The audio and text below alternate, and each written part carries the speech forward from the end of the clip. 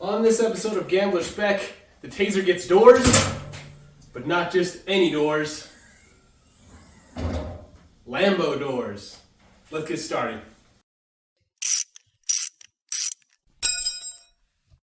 So up to this point, we've just been getting by with this DIY LAMBO door that I made. It's just a super basic hinge with a bolt through it, and then in the back, the latch was just a pin that you slid through some nuts that were welded to the tubing.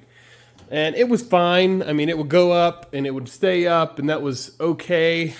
The problem was, number one, this is not secure in any way. But number two, when you're sitting here, it's hard to reach back and pull a pin over your shoulder. So it was really inconvenient to do and undo the door. And what that basically meant was it either was left closed all the time or it was left open all the time. I never even got around to doing the passenger side, so anyone who rides with me has been climbing over the rail. Well, if you've ever done Gambler 500, basically the whole goal is to clean up as much trash as you can off of public lands. So when you're out and you're driving around, you're trying to clean up garbage, you're in and out of the car a lot, and it's really, really difficult when you have that bar in your way. So this is what I picked up. This was the absolute cheapest Lamborghini door hinge kit that I could find. I got it off eBay, and I think it was less than $160 shipped, something like that. So comes with two hinges, one for each side, obviously. You've got some shock hardware, and then you've got 4 shocks or struts that you would use to help you support the door as it lifts, and then one set of ultra generic instructions. So this is absolutely going to be a huge challenge to get these put on the car. And the main reason is because you do have this piece of the roll cage right where the hinge should really be going. So the main challenge I'm going to have is just figuring out where and how to mount that hinge, because you've got to get everything lined up so that the door can swing open. And then once it swings open, it's got to go up. Well, that's a pretty heavy weight, so it needs to be well supported, but it also has to be free from hitting anything else on the cage. So step 1 is going to be cutting away all the old roll bar, making some room, and then we'll take some time to see if we can figure out how we can get this hinge mounted.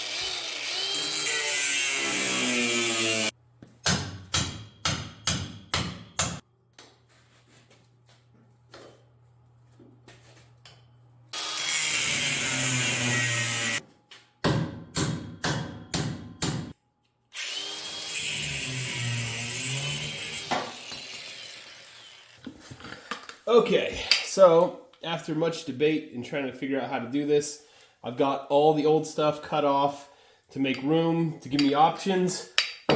When I look at everything on this side, if I'm to mount it to this side of the bar, it puts the door all the way back here, and you have this like no man's land where I'm not really sure what you even do with that. It creates this funky void here. It does make it the least complicated as far as what happens from there to the back, but I also think it makes it look the worst. What would look the best is if this was right here, because that's where it's supposed to be, and that would put the door right where the old door used to start. It would be perfect, but now that I've got this roll bar in there, that's not really going to work very well. So this is what I'm deciding, I think. So I'm going to build myself a plate that comes up under here. The nice part about that is I've got, 2 bars I can support off of versus out here I'm kind of floating. So this way I've got lots of support. I'll build just a little steel plate mount where I can screw this onto. And then once you bolt this thing on, the trickiest part is that it sticks out pretty far. But you can see this has some bolts here. I'm thinking I might be able to take this off or cut this off and build a new mount. So if this mounts on here like this, it should open, swing forward, and completely avoid this bar altogether. The only limiting factor is the door can't close past that. The inside of this mount is going to hit on the bar, so that does limit you a little bit. But that's a problem for future me to figure out. Current me is going to be getting a piece of cardboard and making myself a little plate here so we can start with the mount.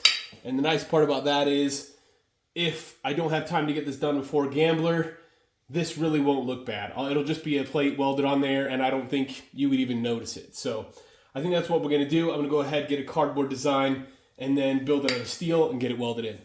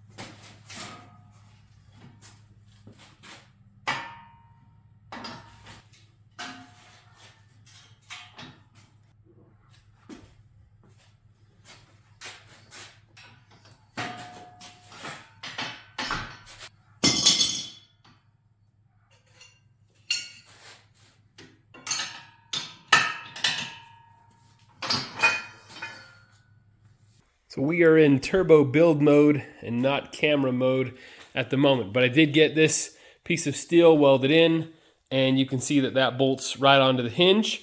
I also got a piece of tubing bent and took the tubing from the other door and made myself a door that comes off the hinge. I didn't really know how big this was going to be, the door piece. I didn't know how much I wanted to have between the upper and lower bar, so I kind of left everything running wild and then welded it on to where it looked good, and we got it all hooked up. I did add the one shock, so the shock pushes on the door to the point it's actually pushing it up too high, so I'll have to put a limiter or something in that. But check this out. Ready? So the way these Lamborghini doors work, you pull out, boom, goes up, stays up, all with that one shock. So I've actually got 4 total shocks. I think I'll only need 1 per side because this door is going to be pretty light, but that works pretty well. So next thing, now that I've got the hinge part all worked out, obviously none of this is really final welded except for that hinge plate because I knew that had to go there. So I've got all this here. The next thing is going to be figuring out how I can get the latch part to work. So I went online, bought myself a UTV latch kit that came with this latch that would go on like the door of the UTV, and then it also came with a striker. So I've got the door latch and the striker, and I've got to work out exactly how I want that to work. I think I'll cut this and attach the latch to the door side, and then work out a way to attach the striker to the cage. So I fought with this for a little bit to try to get this latch and striker worked out. Looked back at my generic instructions, and it does show 2 shocks. And initially I had assumed that that meant it was because the door was heavy. Well, it also says in the instructions that this little piece here is the safety limit for vertical door movement, which is this one. I assumed that this rested on it the whole time, but this actually feels like it's probably aluminum, and it was like wearing it down really bad. Well, after I tried to get a limiter to keep my latch at the right height, I realized that if I use one of these other holes and another strut, I should be able to push the door down using the strut. So this is what I've got now. Everything is just completely ugly and tacked into place so I can make sure it works. But here you go. So here's your latch. Pull it up, boom. Pops open, nice. Okay, then regular door, okay? It doesn't automatically go up, but I don't know if it was supposed to. So that just pops open and you got yourself just a regular door. But if you want to go full Lambo, you give it a little push up and it goes the rest of the way. So those 2 struts work together, closes nice. They work together to help kind of hold it in more of a neutral position than I had initially planned. So you do have to push up a little bit farther before it takes off, which is probably not a bad deal. And I think a lot of times you may just use this as a door, because as a door, I mean, it opens, it stays there, it closes like a door. I just think that's pretty awesome. But yeah, it just closes like a regular door, and then whenever you want to be extra gangsta, then you can pull it out. You got to push it up about 18 inches. It goes, it stays, it's got tons of support to hold it up. So that should be good. I'm going to leave everything looking ugly for now and start working on the other side.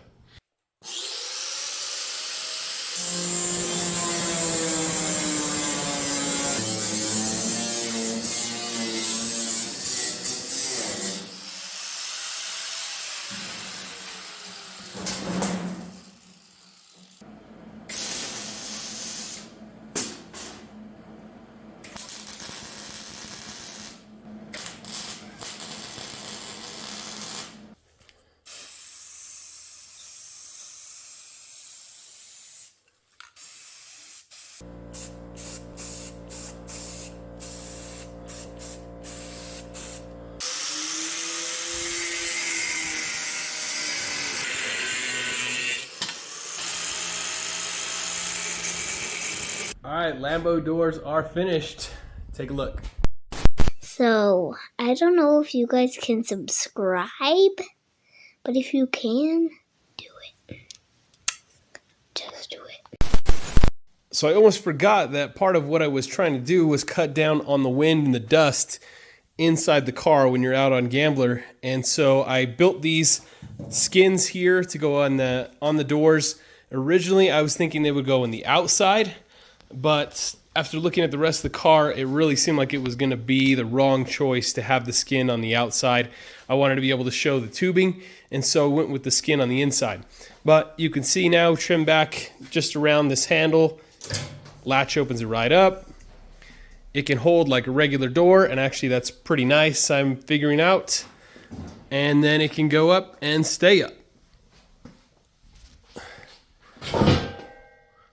So I still don't really know if that's exactly where I like it as far as holding up in the air, but that's going to be where it lives, at least for now and for this Gambler. Close this back down. There's so much force holding that thing up. Closes nice. I think I may come back and just add a few more tacks because I got just a little bit of rattle, but looks good from the outside whenever it's down. Looks good when it's up. The inside, just plain for now. I think at some point we'll add a handle or something to that. But passenger door, same thing. Opens up, regular door. Pull up, Lambo door. So future changes, I may work on how high this goes and also how much you have to open it. You can see this guide here controls when the door can go up. So I may at some point come back and cut this back so that the door doesn't have to open quite so wide at the back.